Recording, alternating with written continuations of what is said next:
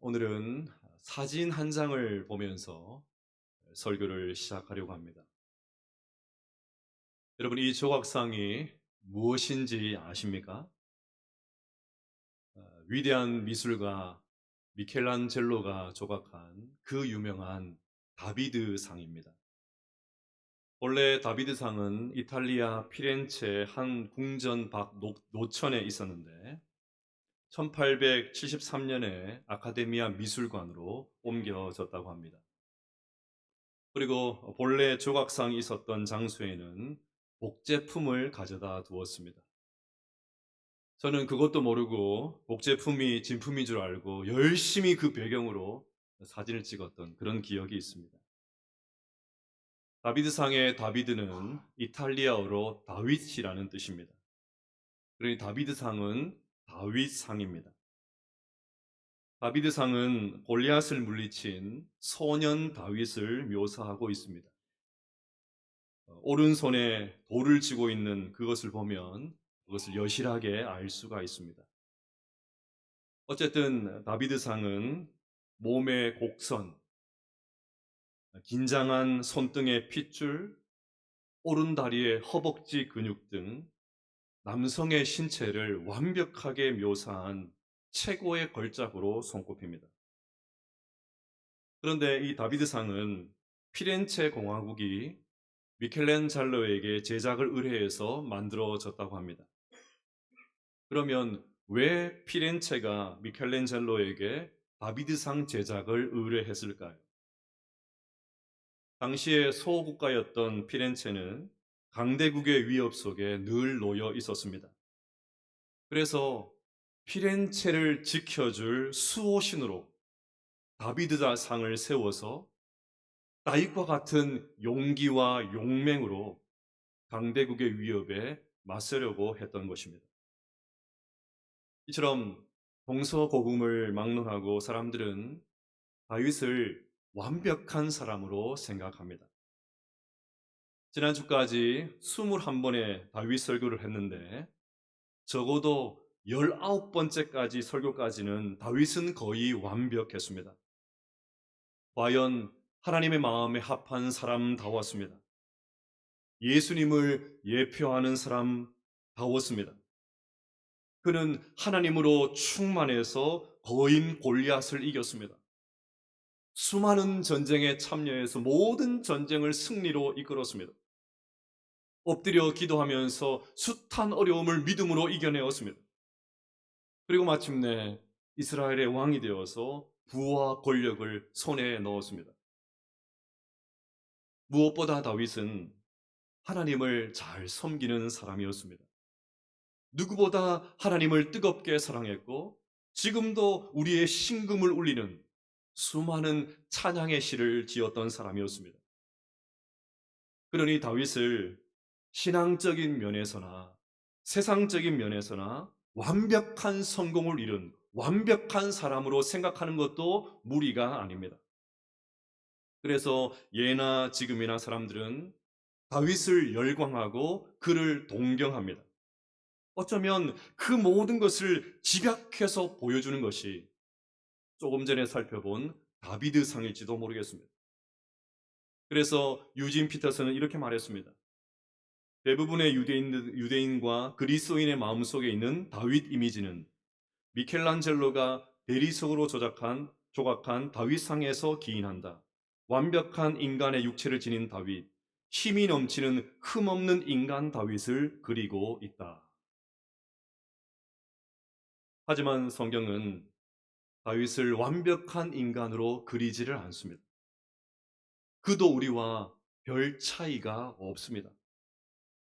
왕이 되기 전까지 완벽했을지 몰라도 왕이 된 다음에 다윗은 심각한 죄와 실수를 반복합니다.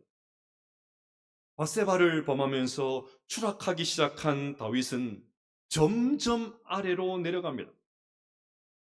물론 범죄한 이후에도 다윗은 여전히 왕이었습니다.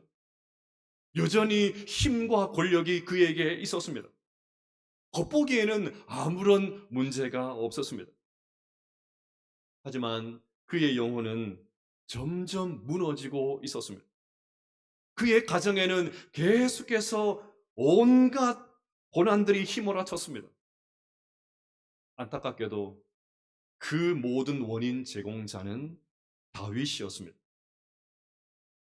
하나님은 처참하게 무너진 다윗, 그의 죄와 술수들, 그의 가정에서 일어난 온갖 안타까운 일들을 매우 상세하게 기록해 놓았습니다.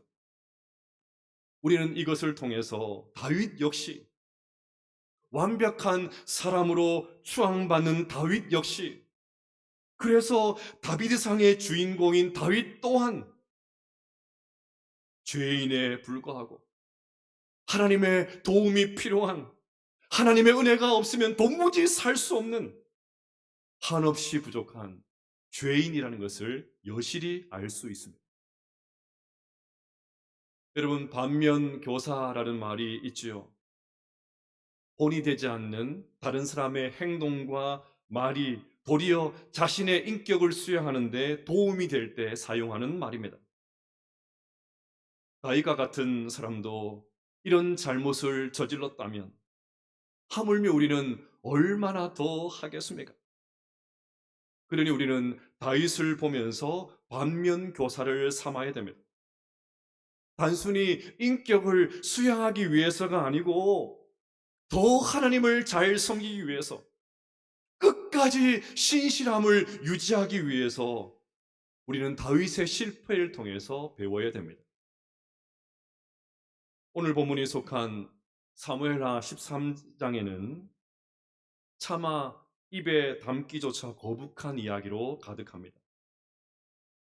근친상간과 형제 살인이 바로 그것입니다. 다윗은 첩을 제외하고 공식적인 아내가 8명이었습니다. 아내가 8명이나 되었으니까 자연히 자녀들도 많았겠지요. 그 가운데 암논과 다말, 그리고 압살롬 사이에 끔찍한 사건이 일어났던 끔찍한 사건이 13장에 기록되어 있습니다.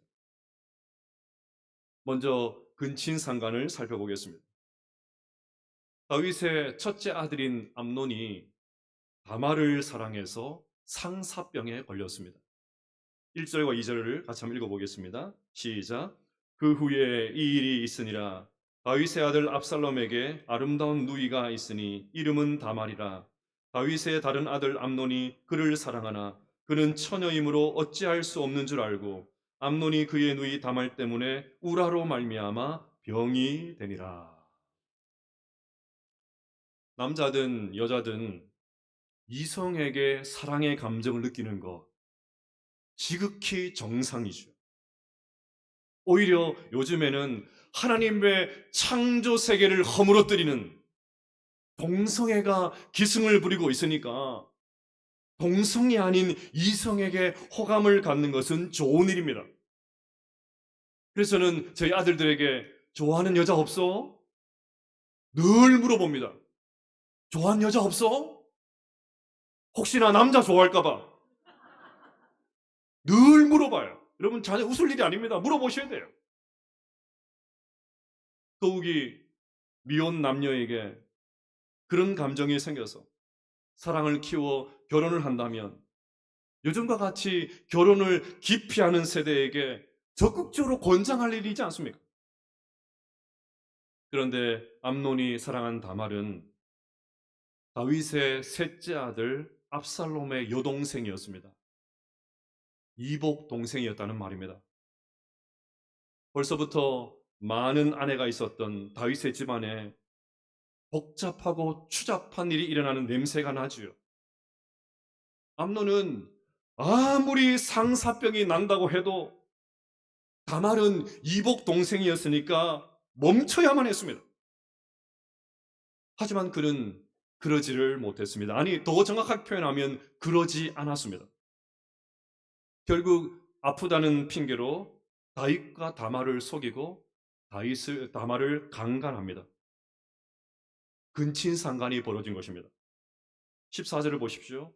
암논이 그 말을 듣지 아니하고 다말보다 힘이 세므로 억지로 그와 동침하니라. 더 큰 문제는 암논이 다말을 강제로 욕보이고 나서 전혀 책임을 지지 않고 다말을 쫓아냅니다. 15절을 보십시오.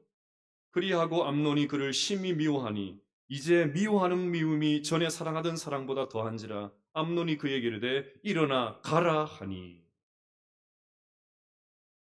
앞서 암논이 다말을 사랑했다고 했죠. 저는 그것을 상사병에 걸렸다고 표현을 했습니다. 그런데 아니었습니다. 암논은 다말을 사랑한 것이 아니라 그저 자신의 욕정을 해소할 놀이객감으로 생각을 했던 것입니다. 예레미야 선지자가 만물보다 거짓되고 심히 부패한 것이 마음이라 그렇게 말을 했는데 정말 그렇죠. 우리 인간은 짐승과 같은 욕정을 사랑이라는 말로 그럴듯하게 포장합니다. 그것도 모자라서 그 욕정을 해결하기 위해서 힘과 무력까지 사용합니다. 그러니 이때 암논은 사람이 아니지요. 악마적인 야수성. 그냥 악마라고 해도 틀림이 없습니다. 자, 암논은 이복 동생 다말을 범하는 입에도 담을 수 없는 참담한 일을 저질렀습니다. 암논은 한 여인, 그것도 자기 누이의 육체와 영혼을, 한 여인의 인생 전체를 완전히 망가뜨렸습니다. 이 소식을 들은 친오빠 압살롬과 그의 아버지의 다윗이, 이 소식이 친오빠 압살롬과 그의 아버지 다윗의 귀에 들어갔습니다. 만약에 여러분들이 아비 다윗이었다면 이 소식을 듣고 이 참담한 이야기를 듣고 여러분 어떻게 반응하시겠습니까? 이복 동생을 범하는 이 참담한 이야기를 듣고 어떻게 반응하시겠습니까? 소식을 들은 다윗이 21절에 이렇게 반응합니다. 다윗 왕이 이 모든 일을 듣고 심히 노하니라. 다윗은 몹시 화를 냅니다. 당연하지요. 화를 내야 되지요. 노발대발해야 되지요. 대노해야 되지요. 그런데 그게 다입니다. 그게 끝입니다.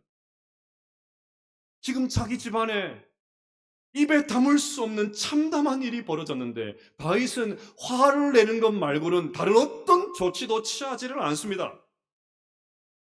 당연히 암논을 불러서 사태를 파악하고 엄하게 책망하고 원인을 추궁하고 사후 조치를 하고 그에 합당한 벌을 내리고 상처 입은 다말을 돌봐야 되는데 다윗은 화를 내는 것 말고는 아무런 행동을 하지 않습니다. 참으로 비겁한 침묵이 아닐 수 없습니다. 그러면 왜 그랬을까요? 왜 다윗은 화를 내는 것 말고 다른 조치를 하지 않았을까요?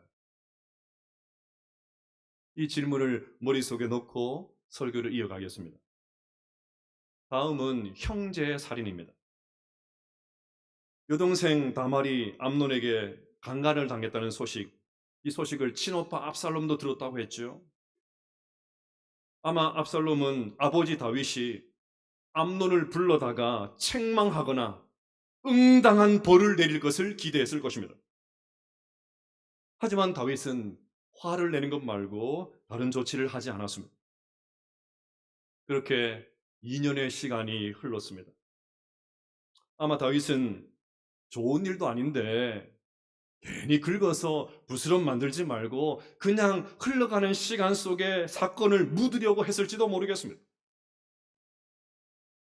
하지만 그것은 착각이었습니다. 2년이 지난 어느 날 압살롬이 양털을 깎는 이 잔칫날에 형 암논을 초대합니다. 그리고 술에 취해서 건하게 즐기고 있는 암논을 살해해 버립니다. 28절과 29절입니다. 압살롬이 이미 그의 종들에게 명령하여 이르기를 너희는 이제 암논의 마음이 술로 즐거워할 때를 자세히 보다가 내가 너희에게 암논을 치라 하거든 그를 죽이라. 두려워하지 말라. 내가 너희에게 명령한 것이 아니냐. 너희는 담대히 용기를 내라 한지라. 압살롬의 종들이 압살롬의 명령대로 암논에게 행하며 왕의 모든 아들들이 일어나 각기 노새를 타고 도망하니라.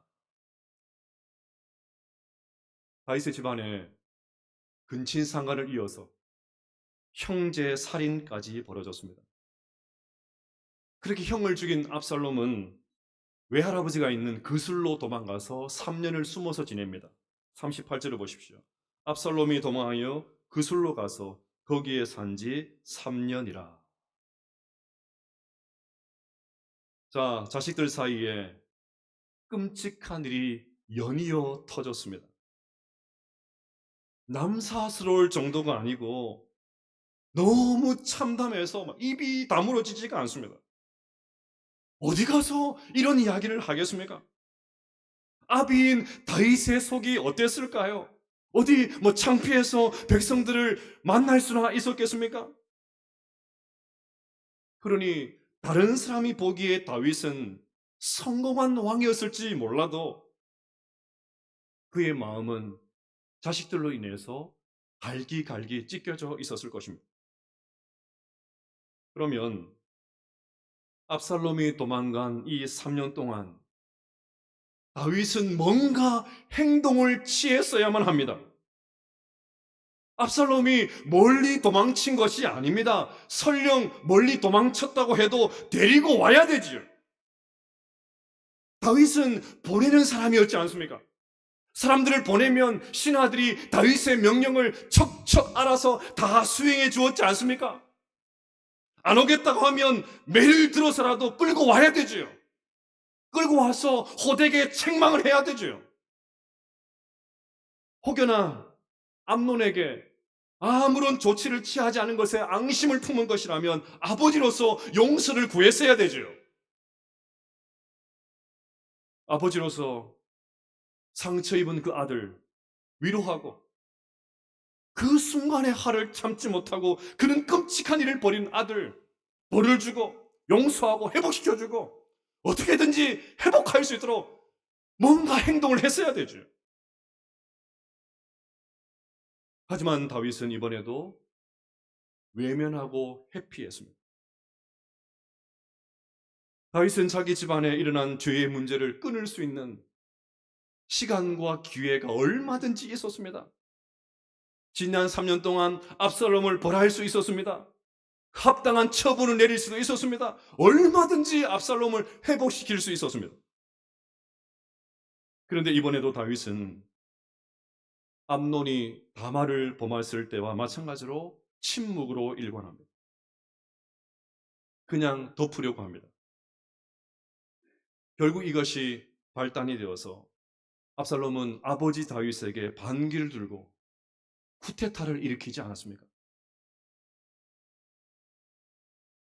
그러면 여기서 또 암논 때와 똑같은 질문이 생깁니다. 왜 다윗은 압살롬에게 아무런 조치를 취하지 않았을까요? 이제 이 질문에 대한 답을 찾을 때가 되었습니다.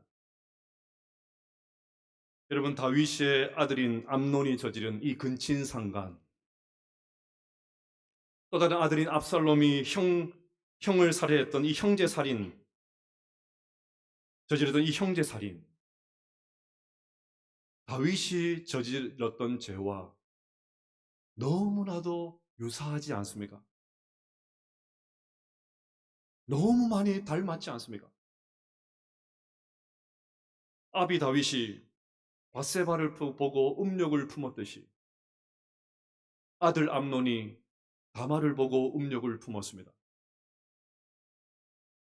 아비 다윗이 유부녀 밧세바에게 옳지 않은 감정을 가졌듯이 아들 암논 역시 다말을 향해 악한 감정을 가졌습니다. 아비 다윗이 밧세바와 관계한 다음에 그녀를 질부로 돌려보내서 버렸던 것처럼 아들 암논도 다말을 강제로 추행한 다음에 쫓아냅니다. 아비 다윗이 바세바 남의 남편이었던 우리아를 전쟁터에서 죽였듯이 아들 압살롬이 형 암논을 죽였습니다. 아비 다윗의 행동이 하나님 보시기에 악했듯이 암논과 압살롬의 행동 역시 하나님 보실 때 너무나도 악한 행동이었습니다. 그러니 보십시오. 아비 다윗의 이 악행이 아들들에게 그대로 반복됩니다. 아비 다윗의 범죄가 아들에게 대물림되고 있습니다. 아들들이 아버지의 그 못난 모습을 보고 그대로 따라하고 있습니다. 윗물이 맑아야 아랫물이 맑을 텐데 위에서 탁해질 대로 탁해진 오수를 흘려보내니까 아들들이 그 더러운 물들을 그대로 흘려보냅니다. 그러니 아비 다윗이나 아들 암논이나 압살롬이나 독인 객인 똑같이요. 똑같습니다. 다윗이 오빠 암논이 이복 동생 다말을 욕보였는데도 화를 내는 것 말고 다른 조치를 취하지 않았던 이유. 동생 압살롬이 형 암논을 살해했는데도 비겁하게 침묵으로 일관했던 이유. 바로 여기에 있습니다. 아비 다윗 자신도 똑같은 죄를 저질렀으니까 차마 말을 할 수가 없었던 것입니다. 자기 얼굴에 침 뱉는 거예요. 나설 수가 없습니다. 누가 누구를 나무랍니까? 말빨이 서지 않습니다. 아버지가 했는 거 그대로 하니 말빨이 서지 않아요. 자신이 저질렀던 그 쓰라린 기억 때문에 어떤 말도 할 수 없었던 것입니다.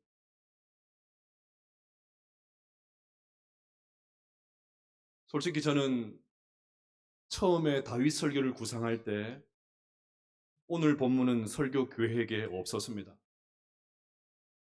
별로 좋지도 않은 내용을 굳이 설교 시간에 할 필요가 있나 그런 생각 때문이었습니다. 덕스럽지 않은 이야기니까 지금 분위기가 차갑잖아요. 성경을 읽는 것도 너무너무 참담하지 않습니다. 그래서 이건 별로 좋은 얘기 아니니까 하지 말아야 되겠다. 다윗과 바세바 범하는 내용 그걸로 충분하다. 그래서 처음에 이 설교 내용에서 이걸 뺐어요. 그래서 주초에 다른 본문을 가지고 설교 준비하고 있었습니다. 그런데 기도할 때마다 오늘 본문을 가지고 설교해야 되겠다.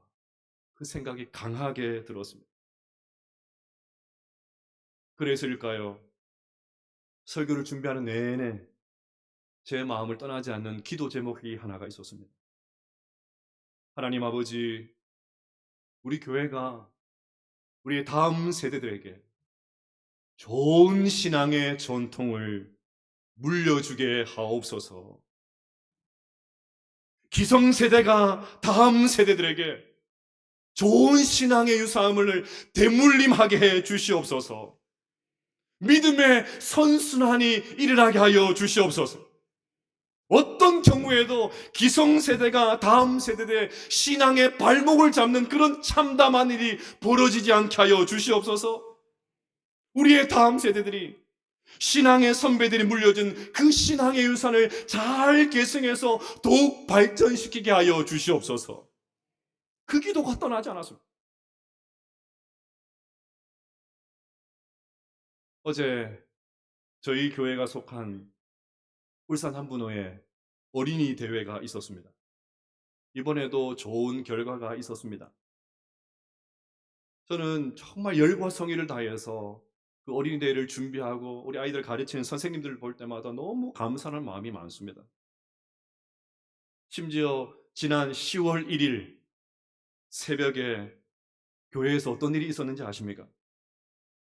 한 선생님이 어린이 대회 성경 퀴즈 대회에 출전하는 아이들과 함께 월삭 새벽 기도에 참석한 다음에 참석하지 않으신 분들 다 회개하셔야 돼요. 아이들과 함께 월삭 새벽 기도에 다 참석한 다음에 곧바로 한 교실에 가서 성경을 가르치고 있었어요. 제가 마치고 지나가면서 그것을 보고 깜짝 놀랐습니다. 선생님들이 이런 수고 헌신이 있었기 때문에 이번에도 좋은 결과가 있었던 거죠. 앞으로도 우리 교회는 이런 노력을 계속해서 해야 됩니다. 최선을 다해서 성경 가르쳐야 됩니다. 아무리 아이들이 안 들으려고 해도 앉아라! 딱 붙들어 매가지고 앉혀가지고 말씀을 계속해서 먹여야 됩니다. 그런데 선행되어야 될 것이 있습니다. 우리 교사와 믿음의 선배들, 기성세대들, 어른들, 가르치는 말씀대로 살아가는 모습, 그것을 먼저 장착해야 됩니다. 말이 아니라 삶으로 보여줘야 됩니다. 지식이 아닌 행동으로 가르쳐 줘야 됩니다. 지적이 아닌 실천으로 가르쳐야 됩니다. 가정도 마찬가지죠. 믿음의 유산, 신앙의 유산, 그런 말들을 많이 하는데요. 솔직히 우리는 무엇을 자녀들에게 물려주려고 합니까? 38절을 같이 한번 보겠습니다. 38절 같이 읽어볼까요? 시작. 다윗 왕의 마음이 압살롬에게 향하여 간절하니 암논은 이미 죽었으므로 왕이 위로를 받았음이더라. 오늘 말씀 살펴본 대로 다윗은 자식들의 죄를 너무나도 가볍게 여겼습니다. 그 참담한 죄를 저질렀던 암논에게 더 이상 죄를 묻지 않았습니다. 형을 죽인 압살롬을 불러서 죄를 지적하거나 징계하지 않았습니다. 그런 행동은 하지 않고 다윗이 38절에서 정작 무엇을 하고 있습니까?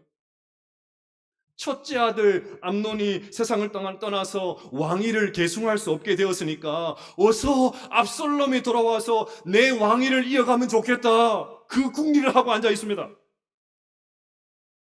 암논은 세상을 떠났지만 왕위를 이을 압살롬이 살아있으니까 다행이라 생각하고는 위로를 받았다고 합니다. 이게 말이 됩니까? 아비 다윗은 죄에 빠진 자식들을 회복시키는 일에 전혀 관심이 없었습니다. 그들의 죄를 돌이켜서 신실한 하나님의 사람으로 세우겠다 관심조차 없었습니다. 지금 자식들에게 그 난리가 벌어졌는데도 다윗은 그저 자신의 왕권, 내 왕이 그것을 유지하는 데만 골몰하고 있습니다. 지금 내가 누리고 있는 이 부와 권력과 이 왕궁, 다른 사람에게 가면 안 되고 내 자식들에게 물려줘야 될 텐데 그 고민만 하고 있습니다. 그래서 장자 암논이 사라졌으니까 어서 빨리 잘생긴 압살롬이 와가지고 내 왕위를 이어가면 좋겠다. 그 고민만 하고 있는 거예요. 여러분 자녀들에게 무엇을 물려주려고 하십니까? 뭘 남기려고 하십니까? 우리 조국 대한민국과 한국교회는 하나님의 특별한 은혜를 경험한 나라와 교회지요. 전 세계에 이런 나라가 없습니다. 하나님의 은혜로 눈부신 성장을 이루었습니다. 지금은 그야말로 한류 열풍이지요. 얼마 전에 경주에 다녀왔는데요. 외국 사람들이 얼마나 많은지 올 한 해 한국을 찾은 외국인들이 2천만 명이 넘는다고 합니다.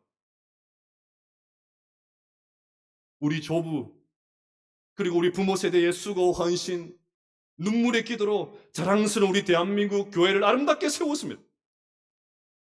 하지만 만약에 우리가 자녀들에게 물려주려고 하는 것 이것만이라고 하면 다윗과 우리가 별반 다르지 않습니다.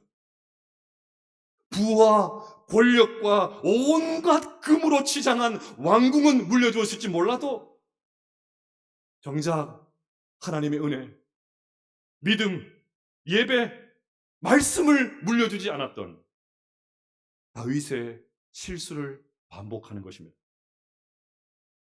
사랑하는 여러분, 우리가 물려줘야 될 것은 믿음인 줄로 믿습니다. 우리가 물려드릴 것은 믿음입니다. 그냥 믿음이 아니라 삶이 있는 믿음, 실천이 있는 믿음, 정말 우리가 그렇게 살아왔던 자녀들과 다음 세대에게 당당하게 말할 수 있는 우리의 삶으로 체득한, 우리의 삶으로 살아낸, 우리의 모습으로 구현된 그런 믿음, 말빨이 서는 믿음. 사도 바울의 표현으로 하면 너희는 나를 본받는 자가 되라. 당당해 가서 너희들은 나를 본받는 자가 되라.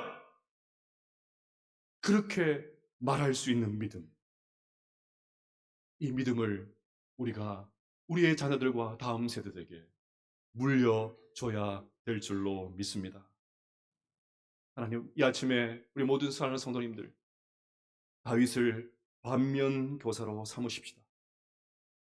먼저 믿음의 길을 걸어가고 있는 우리 어른들이 좋은 믿음의 어른들이 될 수 있기를 주님의 이름으로 축복합니다.